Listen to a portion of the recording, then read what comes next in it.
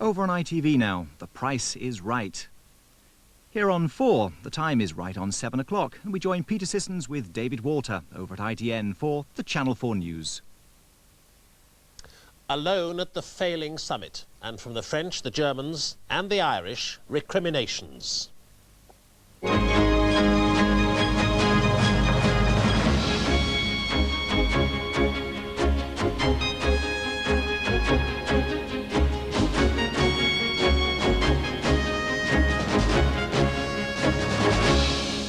Hello, good evening. The emergency summit in Brussels could have saved the European community from spending itself to death, and could have patched up Britain's row with Ireland over the RUC.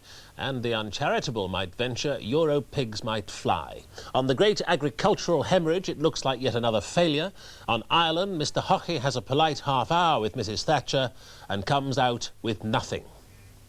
I find the response of the British government to the issues we've raised and the questions we've put totally unsatisfactory, and I would have to say that at this stage Anglo-Irish relations are at an impasse.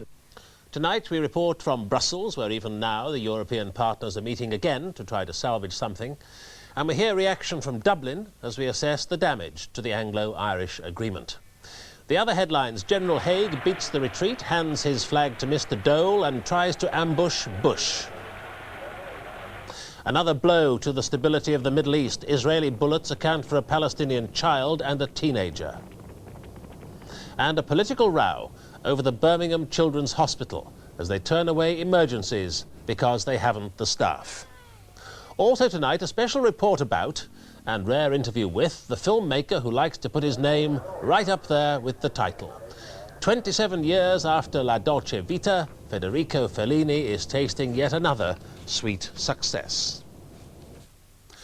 But first, the Common Market Summit is on the verge of collapse tonight as Britain and the Netherlands stand firm against a budget deal. 10 nations agree to the latest German compromise package, but the Prime Minister is refusing to give way after failing to persuade them to limit cereal production her way. Last-ditch talks are going on to try to salvage a deal. We'll bring you the latest if and when something happens. Meanwhile, Mrs. Thatcher also stood firm against the Irish Prime Minister Charles Hockey at their Brussels meeting. She failed to quell Irish anger over the decision not to prosecute any further officers from the Royal Ulster Constabulary over the force's alleged shoot-to-kill policy. Mr. Hockey said he could not regard the present response of the British government in the areas of principal concern as satisfactory.